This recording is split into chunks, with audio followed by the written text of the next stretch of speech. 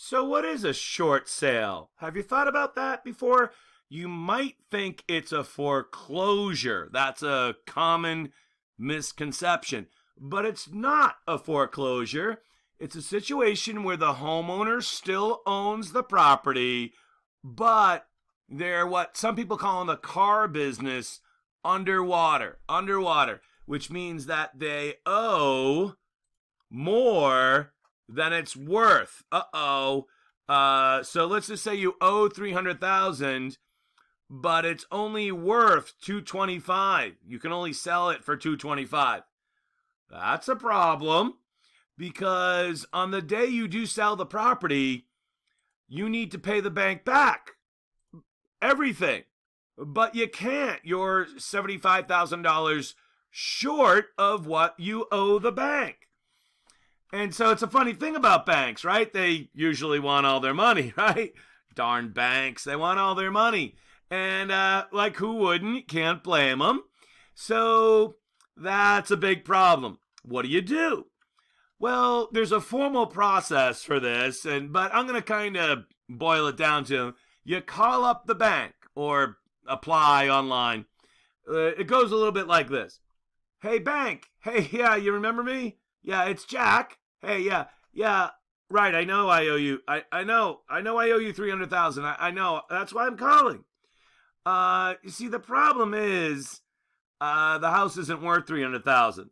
It's only worth 225. And I was wondering if you could cut me a little deal here, bank, and forgive part of the money I owe you. Long silence on the end of the phone. In fact, this might be a very long process.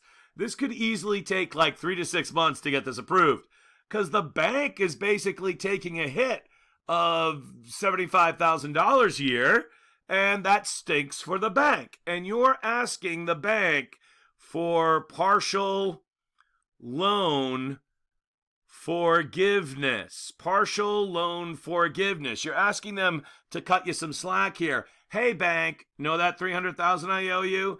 Yeah, can I give you 225 and we call it a day? And the bank's not going to be too happy about this. So let's talk first about the market conditions that might present themselves for this to happen. And then in the end, we'll go back to the concept of arm's length transaction. I haven't forgot about that. We're going to connect a short sale to arm's length transaction coming up. But let's first talk about the market conditions. So let's just chart this out for you here. Here we go. Let's say that the real estate market is going up and everything looks good. And somebody looks at this chart and says, wow, the market is probably going to continue to go up. So I should probably buy. And they do. They buy a house as this market is continuing to go up. And good job. They bought a house. Excellent. And after they bought it, the market does go up. And then it doesn't. It takes a big, big dip. Not good. Very bad. Very bad. And then maybe even for a period of years, it just kind of struggles along the bottom here. And then finally, they decide to sell. Either they say to themselves, well, this is a really crappy investment, and I just got to get out of this dog of an investment. Or they might have some other life circumstances that force them to sell. So, and whatever the situation is, they decide to sell low. But they bought high, right? That's the opposite way you're supposed to do these things, right? You're supposed to buy low and sell high. In this case, they're doing the opposite of that. And that's where you get underwater, as they say in the automotive business. And this is where you got to call up the bank and say to the bank, yo, bank, can you cut me some slack here on the loan?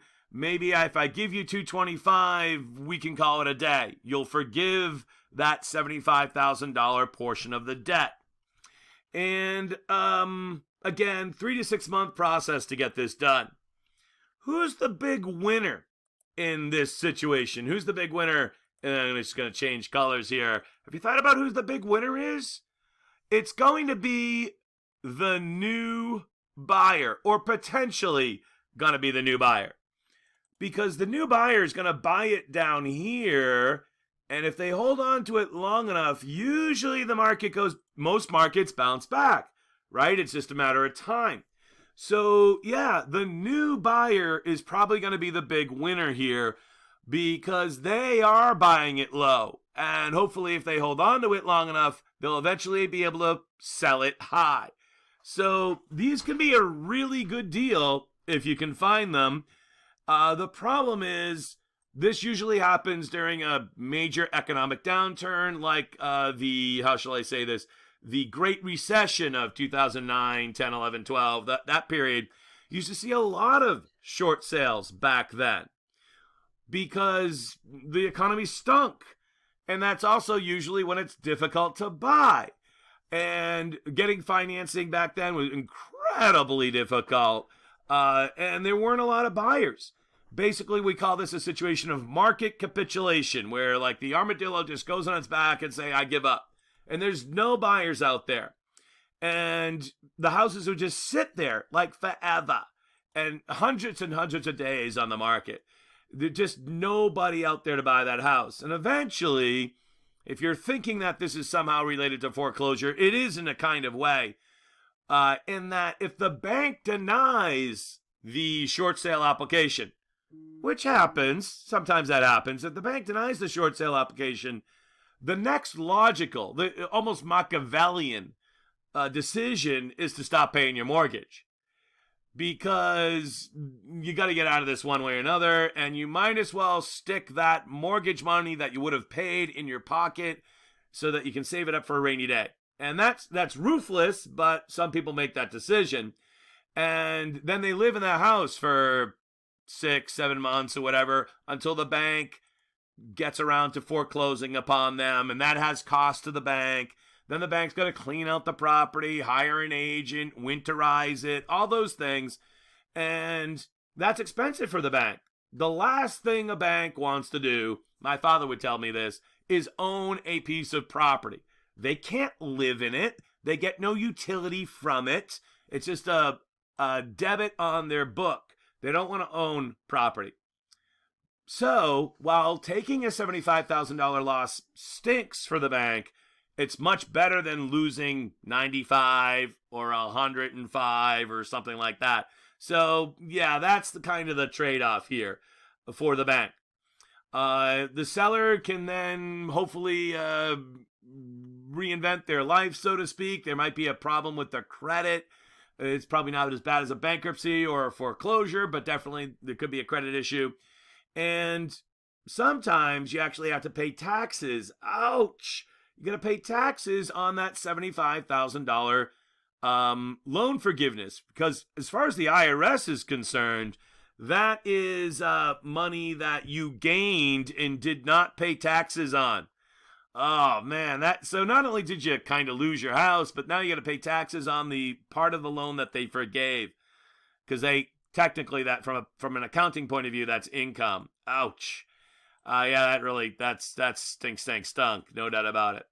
So just to give you an idea of why I think this is always a good thing, and what I'm talking about here is having a plan for the property. So just to give you some personal information, I bought my house in 2002, and we enjoyed a beautiful run-up of 6 solid years of increasing home value. It was awesome. And then 2008 rolled around, and everything that I gained over those 6 years and more totally wiped out in a matter of like a year or less. Like just gone. This would be what we call a paper loss. And if I decided to sell in 2009, 10, 11, 12, or whatever like that, I would have definitely been a short sale. Because at that point in 2009, 10, 11, 12, my house was worth less than what I owed. Or if you want to put it the other way, I owed more than it was worth. But because I had a plan for the property, when I bought it in 2002, I knew the house was so flexible with the size and the shape and all that other stuff that I really knew that this was like a 30-year investment. So while it totally kind of stunk, it very demoralizing, let me tell you, to owe more than it's worth, I stuck with it because I also knew I had another really practical day-to-day problem. I got a wife and 2 kids and a dog, and we got to live somewhere, right? And if I did short sale it and get out of this crappy investment, I'd still have to go somewhere, right? So I stuck with it, and it totally stunk for many years. And the market here in Plymouth didn't really bounce back until, say, about 2015. And I'm glad I stuck with it because I had a plan for the property, and the market's bounced way back, and we are now exceeded the 2008 highs from 2008. So everything's worked out well because we were able to kind of grip the steering wheel and just kind of like, hold on for dear life, so to speak. And, well, it worked out well. So, yeah, it was a close one, though, I'll tell you. But this happens sometimes. You're not able to hold on during the crappy economic times. You also have other life circumstances, so people sell in their short sales. If you have the ability to buy when everyone else is not buying, you can pick up some really good bargains. All right, anything else I wanted to mention about this? Right, of course, arm's length transaction. The bank wants to know, they want to be perfectly confident that this sales price that you're getting here is actually something that was achieved in the open and free marketplace. In other words, they don't want you to be selling it to your cousin so that you can still live there afterward. Because there's a word for that. If you're selling it to your cousin for $225 so that you can get a break on your mortgage, basically wipe away $75,000 off your mortgage, but you're still going to live there, more or less, and your cousin's the straw buyer, what do they call that? Mortgage fraud. They call it mortgage fraud. That's a federal crime.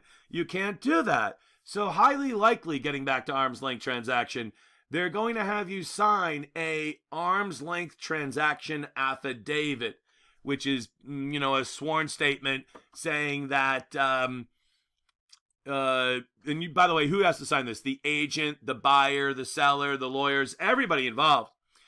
That this is in fact an arm's length transaction, that the $225 price was achieved in an open and free marketplace, and that the seller will vacate the property and have absolutely no connection with it in the future. It's a very common document. It's not universal with a short sale, but it is very, very common with the short sale. So we don't see many short sales right now in this current marketplace that we're in, but whenever you see the market go down, they prop back up again. So it could be a good chance to buy if you're in a position to buy.